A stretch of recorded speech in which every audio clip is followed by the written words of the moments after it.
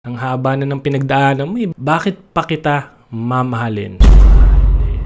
No, if shitty yung buhay mo, if shitty yung pananaw mo, wag ka na magtaka if makakahanap ka ng taong shitty din, no?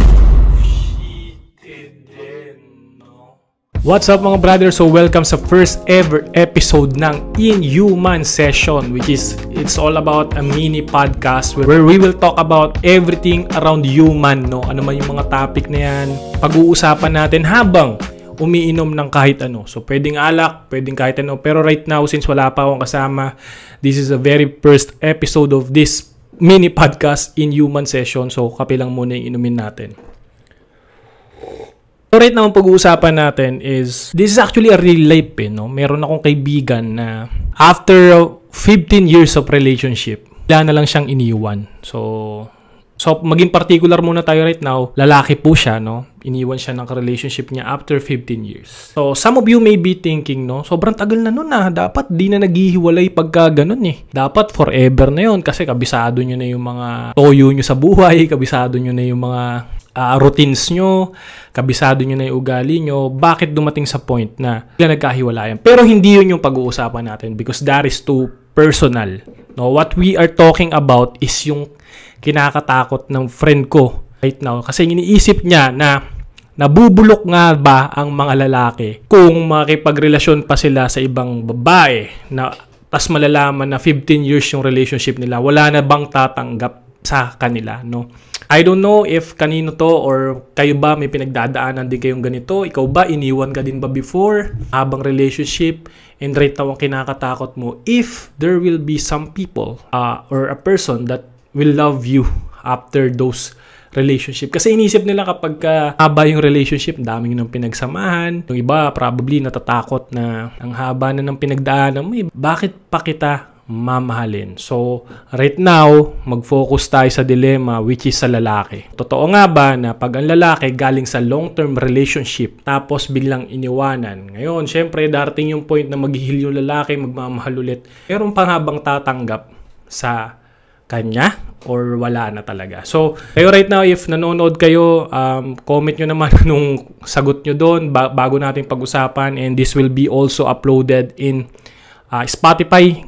Inaaral ko pa lang kung paano, pero this will be on YouTube and my Facebook page, Brother Lino. Right now, so to answer that question, based on me, no, based on my opinion, no, wala pa naman ako kainuman dito, pero kung gusto nyo ako makasama sa inuman dito sa podcast, comment kayo dito, set nating schedule and pag-usapan natin ang kahit anong bagay na pwede natin pag-usapan. So right now, based on my opinion, ang pagmamahal hindi naman, or ang pagmamahal or ang paggugusto sa isang tao, hindi naman yan nagmamatter sa tagal ng relasyon or hindi naman grading system yun para sa akin eh. So that will not be a red flag lalo sa babae pag nalaman nila na kung lalaking ito galing sa 15 years of relationship. What will be the red flag, no? Siguro ayun yung question yun. The red flag will be if hindi mo inaayos yung sarili mo. Ngayon, kung iniwan ka, di ba? Iniwan ka na, nabayaan ka na, pero hindi mo pa inaayos yung sarili mo, probably that will be the main red flag.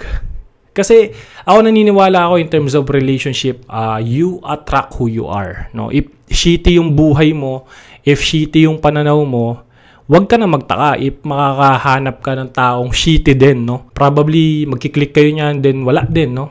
Parang masasayang lang kasi mag-aaway lang kayo because of that shitty mindset. Pero if you are planning, no? So galing ka ng long-term relationship, right now, ready ka na magmahal ulit. If you are planning to have a true lasting relationship, don't you ever expect something from your partner or something sa someone na nagugustuhan mo. Love yourself enough that you'll grow so much na you'll attract people into your life automatically. Ikaw na yung mamimili, no? Ikaw na yung may control, no? Because in terms of pagmamahal kasi akala ng iba ang pagmamahal puro palabas no? In terms of building relationship, di ba ano bang inuuna natin, no? The quantity of time, the quality of time with that person. Pero meron bang nag-isip na for you to build a solid foundation of relationship, kailangan din na maayos ang relationship mo sa sarili mo. So hindi hindi yun palabas. So, before mo yun ilabas, dapat ma-supply mo yung paloob. So, paano, no? Paano mo yun isusupply? Based on my opinion, no, sa experience ko, nung pinagdaanan ko yung bagay na yun, what I did was, I developed myself. I improved myself so much na mismong sarili ko, hindi ko nakilala yung dating ako. And that will lead me to a lot of opportunity, hindi lang sa good relationship, hindi lang sa relationship ko, sa romantic relationship, hindi lang sa pakikipagkaibigan, kundi pati opportunity, business at trabaho. That is simply because sinupply ko yun sa sarili ko. So going back, kung ikaw man yung tao na iniwan, natatakot ka na baka wala nang magmahal sa'yo, so right now, if you are on that situation, mahalin mo muna yung sarili mo. Bigyan mo ng oras yung sarili mo. Self-development, basa ka ng libro, and darating sa point na overflowing ka na sa pagmamahal mo sa sarili mo, kilala mo na yung sarili mo. And that will come a right time for you na you'll exert an energy through the universe na you need someone na parang ikaw, na kagaya mo.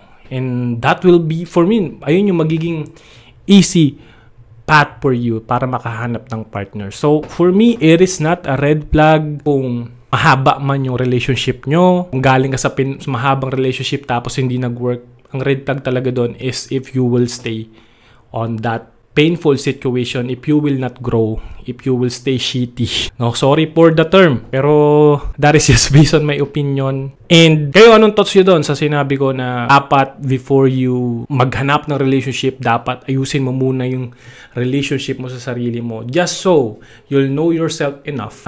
Dadating sa point na ikaw naman yung mag-a-attract. Automatically, wala kang gagawin. All you have to do is to love yourself and wait for the right moment that will attract the right person in your life.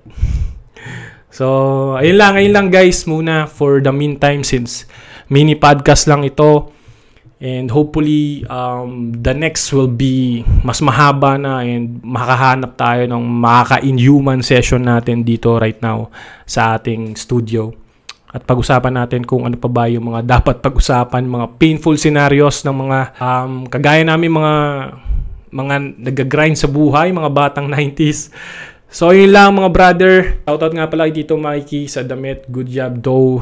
Idol na idol yan, brother. And yun. So, comment nyo. At ano pa ang pwede nating pag-usapan soon. God bless you.